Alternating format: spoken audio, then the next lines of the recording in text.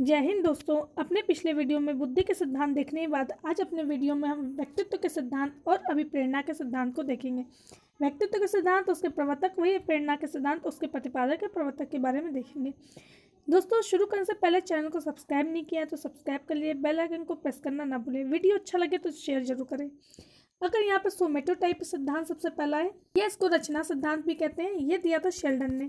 अगर हम व्यक्तित्व गुणों में अगर शारीरिक गुणों के आधार पर वर्णन की बात कहें तो कौन से मनोवैज्ञानिक ने शारीरिक गुणों के आधार पर वर्णन किया है, तो वो दो मनोवैज्ञानिक है, एक क्रेशमन है, एक शेल्डन है। शेल्डन का नाम यहाँ पर है, क्रेशमन का नाम नीचे, ये देखिए सेकंड नंबर पे ये क्रेशमन।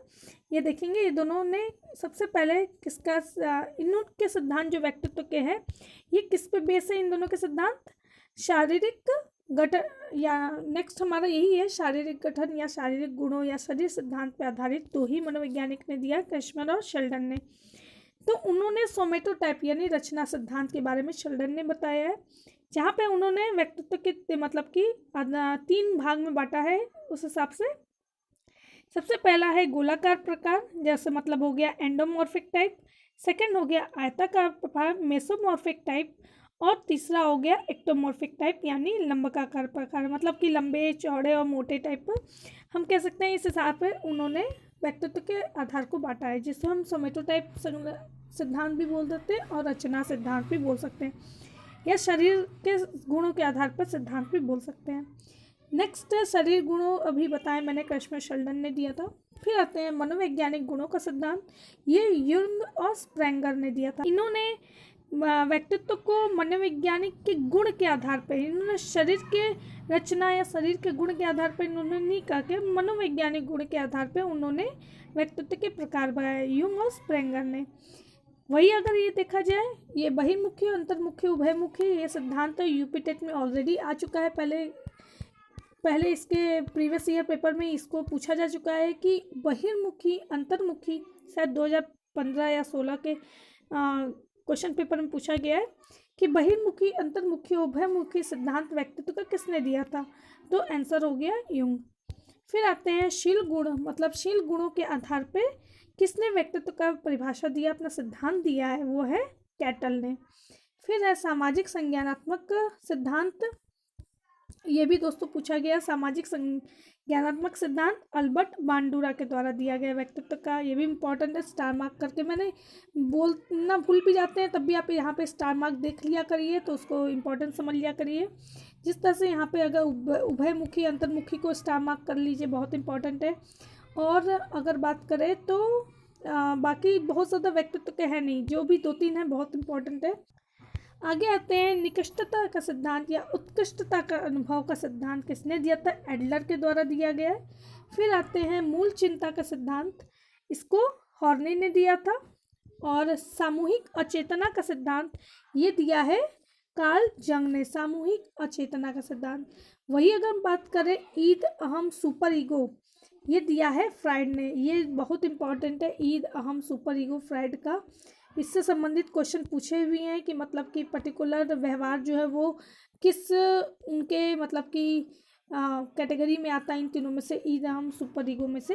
तो ये फ्राइड के द्वारा दिया गया है। इसको और डिटेल में भी पढ़ लेंगे तो ज़्यादा अच्छा आप लोग के लिए, इसको तो स्टार मार्क करके भी आप लर्न करिए। मनोवैज्ञानिक विश्लेषण परिदृश्य, जो कि सचेतन, पूर्व चेतन, अचेतन पर है, ये भी फ्राइड ने दिया है। ठीक है, तो ये दोनों ही आप स्टार मार्क करके लर्न कीजिए, फ्राइड का ये दोनों सिद्धांत।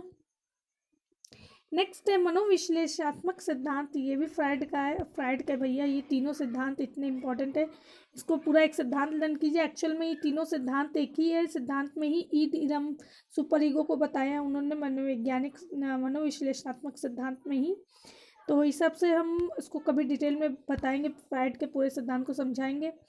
आज अभी शॉर्ट में चल रहे हैं, 1 लाइनर क्वेश्चन चल रहा है। व्यक्तित्व सिद्धांत से संबंधित मनोवैज्ञानिक कौन कौन है, ये एक बार जान लेना ज़्यादा सही है कि मतलब व्यक्तित्व के बहुत ज़्यादा सिद्धांत नहीं है, लेकिन जो भी थोड़े बहुत सिद्धांत है, अगर आप उनके सिद्धांत संबंधित मनोवैज्ञानिक भी लर्न कर लेंगे तो हो सकता है पूछ ले कि 4 मनोवैज्ञानिक दे दे, उसमें से 3 मनोवैज्ञानिक व्यक्तित्व के होंगे जबकि 1 बुद्धि के होंगे, तो आपको उसमें बताना होगा कि व्यक्तित्व का कौन सा नहीं है मनोवैज्ञानिक।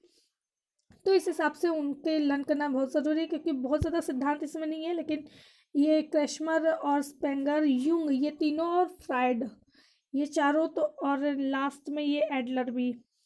ये जो है ये चारों बहुत इंपॉर्टेंट है, कम से कम और कुछ नहीं तो ये।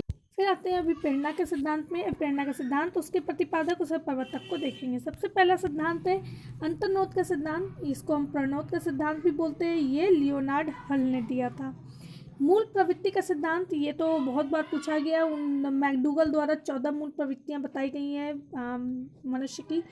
तो 1908 में यहाँ पे जिसका सन मिल गया उस हिसाब से लिख भी दिए। 1908 में दिया था मूल प्रवृत्ति का सिद्धांत मैकडूगल। ये तो आप स्टार मार्क करके लर्न कर लीजिए। अनोद प्रनोद का भी सिद्धांत, ये भी बहुत इंपॉर्टेंट, ऐसा नहीं इसको छोड़ दीजिए।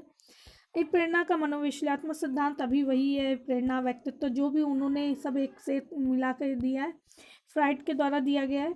फिर है आवश्यकता पदानुक्रम सिद्धांत। सच बताए तो इस चारों सिद्धांत बहुत इंपॉर्टेंट है, कोई भी छोड़ने वाला नहीं है। इसको स्वयथार्थीकरण सिद्धांत में ये मानवतावादी सिद्धांतकार थे मैस्लो। ये भी एक बार एक क्वेश्चन पूछा गया मानवतावादी पर मैस्लो के द्वारा। अभी प्रेरणा का इसको मांग सिद्धांत भी कहते हैं, आत्मसिद्धि का सिद्धांत भी कहते हैं। इन्होंने जो बताया आवश्यकता पदानुक्रम सिद्धांत क्या बोला है, मनुष्य की आवश्यकता पर आधारित ये उन्होंने एक पिरामिड के आधार पर 5 भाग बांटे हैं। मतलब आवश्यकता के अनुसार पहले इंसान अपनी पहली वाली आवश्यकता पूर्ति करता है, फिर दूसरी, फिर तीसरी, फिर चौथी, और फिर लास्ट में जो होता है फिफ्थ पार्ट में पहुंचता है। ये आत्मसिद्धि का पार्ट होता है, 5वां सबसे लास्ट वाला। तो उस हिसाब से उन्होंने आवश्यकता पदानुक्रम, पद एक के बाद दूसरा पद आता है, उस हिसाब से उन्होंने बोला है। आत्मसिद्धि सबसे लास्ट का पॉइंट होता है, इसका आंसर आत्मसिद्धि सिद्धांत भी इसको कहते हैं। मेन उनका अचीवमेंट क्या करना होता है, आत्मसिद्धि को अचीव करना होता है, इसका आंसर आत्मसिद्धि का सिद्धांत बोलते हैं।